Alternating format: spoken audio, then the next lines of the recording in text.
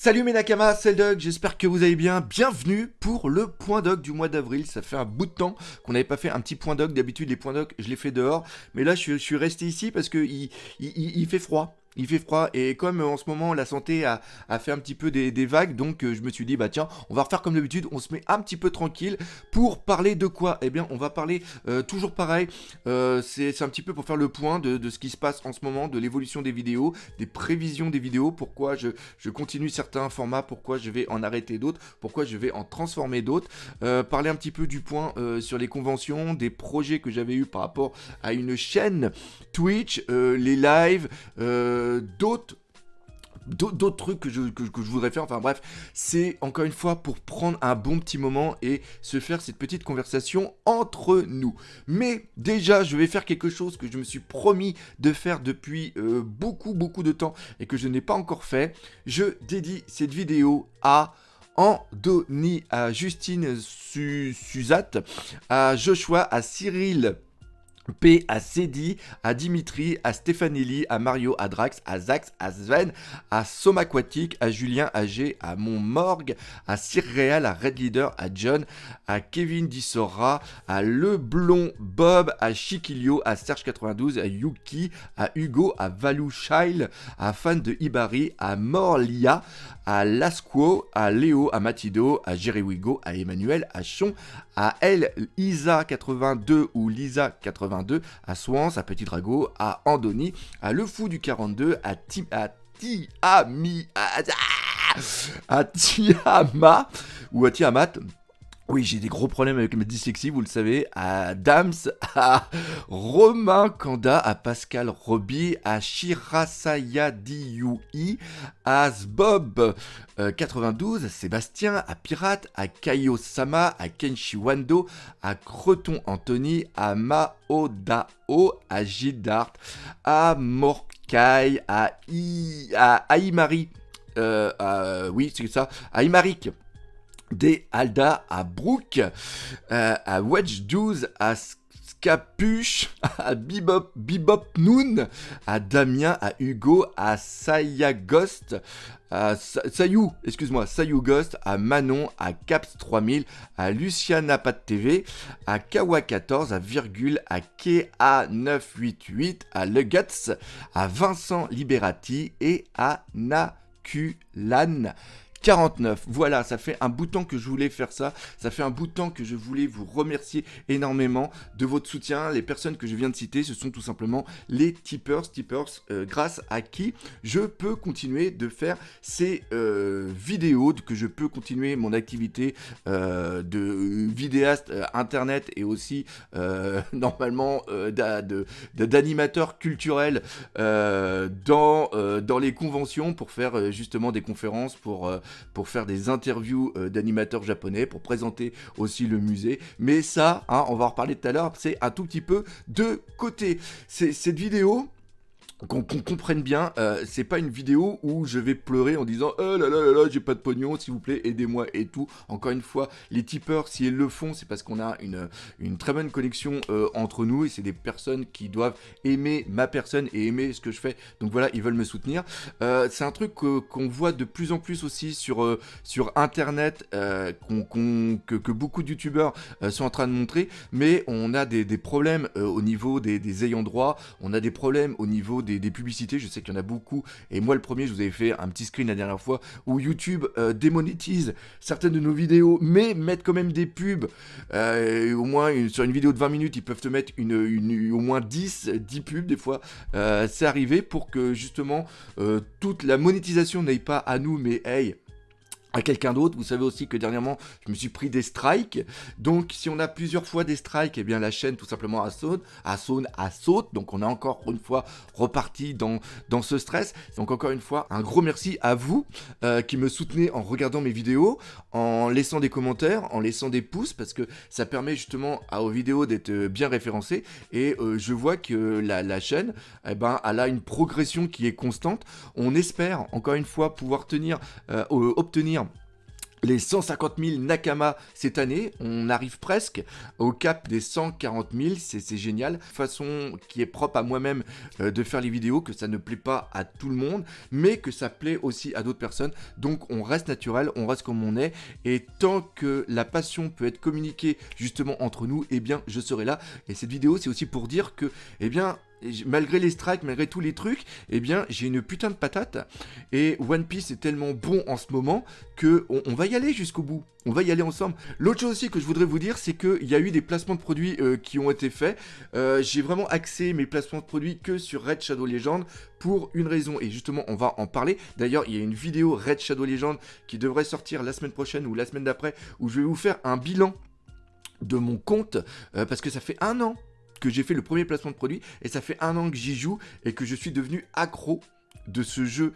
J'y passe vraiment, c'est-à-dire que pendant que je suis en train de bosser, j'ai toujours le téléphone qui est à côté, ou sinon sur mon deuxième écran, il y a toujours le Raid Shadow qui est en train de tourner et tout, et c'est vraiment un jeu qui est excellent. C'est franchement, il est top. On a plusieurs clans qui ont été créés, et le clan principal qui est Mugiwara France, et ben on est dans les 30 premiers national. On a des mecs, c'est des vrais brutasses dedans, et c'est vraiment, c'est excellent. Mais ça, on va en reparler dans une autre vidéo. C'est-à-dire que si je fais des placements de produits Raid Shadow Legends, c'est parce que je crois en jeu et je m'éclate dans le jeu, et le jeu prend une très très bonne évolution. Voilà. Et Raid Shadow Legends, je crois que j'ai dû faire aux alentours de 6 placements de produits, et je peux vous dire que c'est aussi quelque chose qui m'a énormément sauvé la vie. Faut pas cracher sur les gens qui font des placements de produits, parce que en ce moment, c'est pas évident, mais on arrive quand même. C'est la conjoncture actuelle hein, qui est pas évidente. Hein. Le Covid, en tant que youtubeur, si des fois on fait des placements de produits, c'est parce que derrière on a un besoin vital qui est là. Raid Shadow Legends, j'adore. Il y a Diablo 2, je sais plus le nom exactement. Il y a eu l'alpha qui était là. J'ai pas été pris sur l'alpha, je suis complètement dégoûté. Parce que Diablo 2, c'est un truc que j'adore. Oui, on va parler de plein de trucs, hein, je vous ai prévenu. Diablo 2, j'adore. Bref, je me suis dit, eh bien, vu que j'aime bien aussi jouer souvent à Raid Shadow Legends, et que j'aime bien aussi Diablo 2, je me suis dit, bah tiens, et pourquoi pas ne pas faire une chaîne Twitch où on parlerait un petit peu de tout pendant que je jouerais. Donc j'ai commencé à prendre mes renseignements à droite et à gauche, et malheureusement il y a une chose qu'un mec il m'a dit, mais si tu fais des live Twitch et tout ça, c'est sûr que tu vas te faire spoiler, parce qu'il y a des gens qui vont venir et qui vont te dire mais il y a ça qui va se passer dans le prochain chapitre comme ça, et en faisant ça tu risques de te spoiler, donc c'est hyper dangereux. Et encore une fois, tu vas partir sur Twitch, tu vas partir sur un truc, mais évite de trop t'éparpiller, parce que oui, c'est peut-être un petit défaut que j'ai, c'est que j'ai un petit peu trop envie de m'éparpiller. Donc le projet de chaîne Twitch que j'avais, eh bien, bah non. Donc, on va arrêter là-dessus. Hein, c'était une idée qui repart. Mais par contre, on va essayer de plus faire des lives. Hein, on va essayer de faire des lives. Maintenant, on va essayer à chaque pause qu'il y aura d'Ishiroda, on essaiera de faire un petit live. Et pourquoi je fais pas plus de live? Parce que, encore une fois, il y a le problème des spoils. Et justement, on va en parler un tout petit peu des spoils. Les spoils, c'est hyper dangereux pour moi. Pourquoi? Parce que les spoils maintenant sortent très tôt.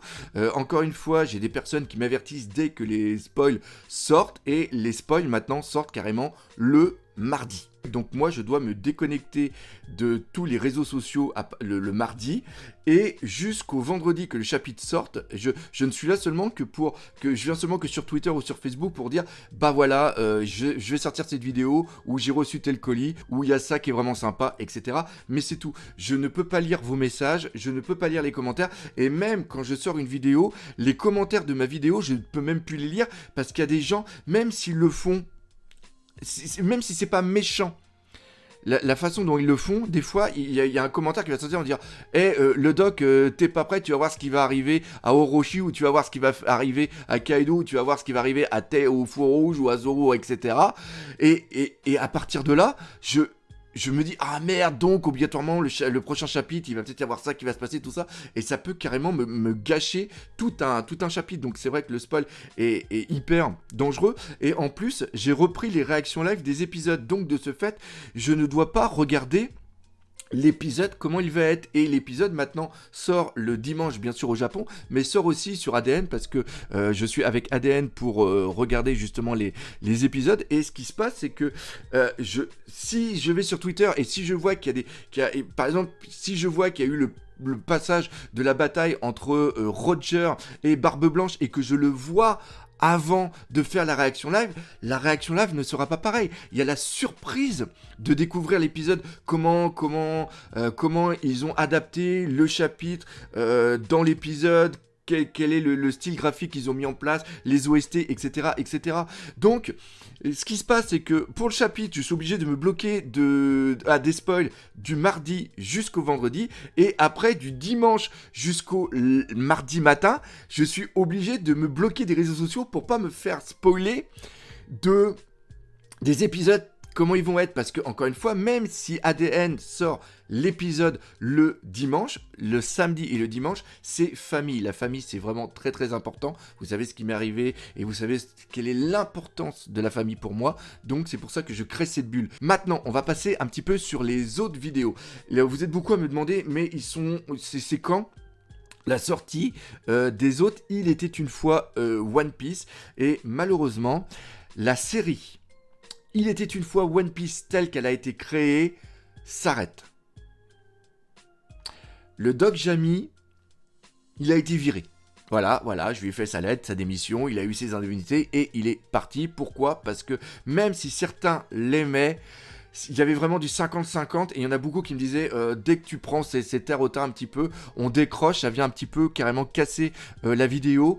La chose aussi qu'on m'a énormément dit, c'est que tout simplement le fait que tu racontes l'histoire, ça fait un petit peu par castor, c'est hyper sympa, mais la plupart des gens qui vont regarder ta vidéo connaissent One Piece, donc beaucoup de gens décrochent. Et on l'a vu, j'ai vu les stats au niveau des vidéos. Donc, encore une fois, ces vidéos me demandent un mois de travail au niveau des recherches, au niveau de l'écriture, au niveau de la façon dont ça a été tourné. Enfin, et après du montage, c'est un travail absolument de taré sur ces vidéos. Et malheureusement, j'ai essayé quelque chose, ça ne marche pas. Donc, ce n'est pas parce que vous êtes trop nul et que vous êtes trop con et que vous n'avez pas compris la vidéo. Si la vidéo ne marche pas, c'est que j'ai mal fait mon taf, j'ai mal fait, le plaisir que j'ai eu à les faire, je vais pas retirer là-dessus, mais le format n'est pas bon. De ce fait, les vidéos Il était une fois One Piece vont continuer d'exister, mais elles vont être séparées en deux, il va y avoir deux formats. Il y a un format qu'on a testé hier, j'ai fait un test, je les ai envoyés à mes amis, et les retours ont été excellents. C'est-à-dire que là, on le voit juste là-bas, il y a le coffret qui m'a été offert encore une fois. Gros merci à Kana. Que mon petit-fils de 7 ans, est en train de dévorer One Piece. Là, en l'espace, je crois que c'est en un mois ou deux, on va commencer l'arc Water 7. Pour vous dire en un point.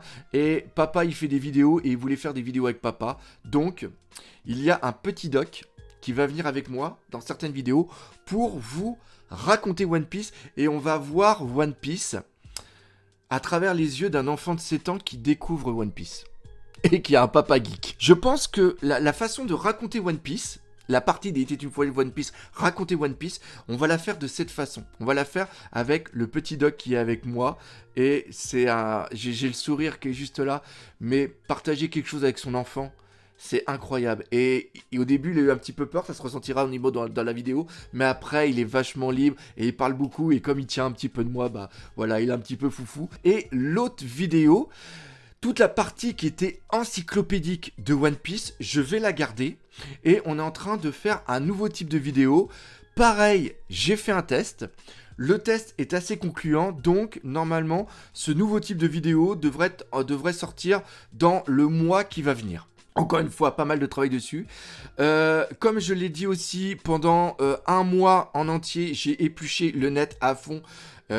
Toutes les interviews d'Ishiroda, tout ce qui s'est dit sur Ishiroda, je l'ai épluché. Et j'ai fait plein de fichiers pour justement avoir les différentes informations sur les différents arcs, les différentes inspirations, etc., etc., etc.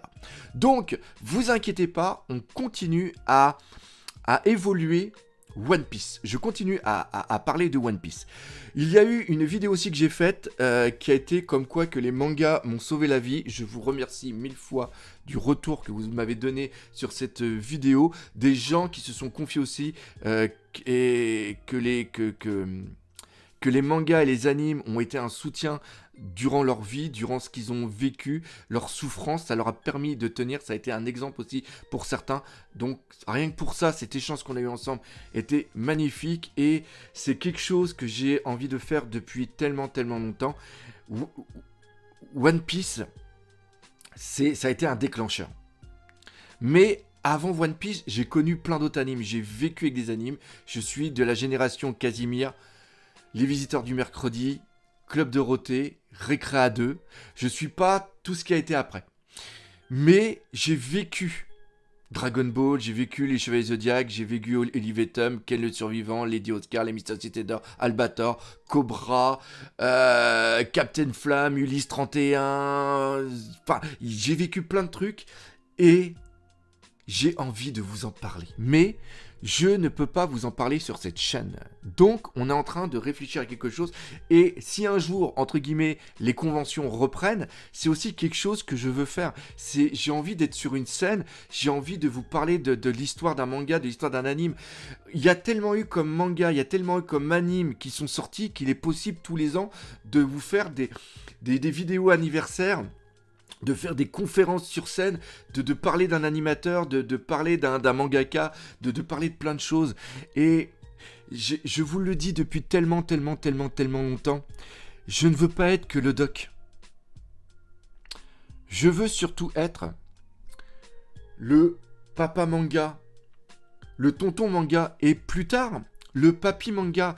Quand tu es en convention et que tu voyais quelqu'un comme... Moi, c'est l'exemple que qui m'a le plus marqué. Mais quand tu vois Corbier qui te parle de tous les coulisses du Club Dorothée, de tout l'univers, de tout ce qui s'est passé, c'est génial. C'est un morceau d'histoire. Et moi, je vais pas vous parler du Club Dorothée parce que j'y ai pas été au Club Dorothée. Mais j'ai l'enfant qui est au fond de moi, qui a vécu le Club Dorothée, qui a vécu Récréa 2, qui a connu l'évolution de l'anime à la télé, qui, à une époque, enregistrait des cassettes audio des Chevaliers Zodiac pour après l'écouter en dormant. J'ai envie d'être une toute petite partie, un fragment de cette histoire de l'anime et du manga en France. Et j'ai envie, là, j'ai 45 ans, je vais avoir 46 ans cette année, mais j'ai encore envie, à 50 ans, 55 ans, à 60 ans, de venir en convention et de vous parler de cette époque de l'âge d'or du manga et de l'anime en France, de comment ça arrivait. C'est vraiment ça. J'ai envie d'être un petit peu... comme je vous dis, hein, c'est un fragment, un tout petit fragment, parce qu'il y a des tonnes de personnes qui ont plus de connaissances là-dessus. Mais voilà, et en ce moment, je suis aussi en train beaucoup d'éplucher le net sur les vieux animes, les vieux mangas, tous les vieux trucs, j'apprends énormément de choses, et c'est ça que j'ai envie de vous offrir. Mais il faut trouver le format, il faut trouver la façon de le faire, il ne faut pas se précipiter. Et encore une fois, je vais faire quelque chose, ça va peut-être pas plaire, ça va peut-être faire comme il était une fois One Piece, on va avancer, mais le but, ce n'est pas d'avancer tout seul. Le but, c'est d'avancer ensemble, et c'est à ça que servent les points doc. Les points doc, c'est pour vous dire que même si on se prend de strike, même si on a un Covid qui nous fait chier, même si on ne va plus en convention, il y a bien un jour où on va s'en sortir. Il y a bien un jour où on va revivre. Est-ce qu'on va revivre comme avant, ou est-ce qu'on va être condamné à avoir encore des masques pendant encore plusieurs années? Mais il est possible de faire des conventions avec des masques, il est possible de pouvoir se réunir, de pouvoir parler, il est possible de pouvoir faire quelque chose. Et c'est à nous de tenir bon.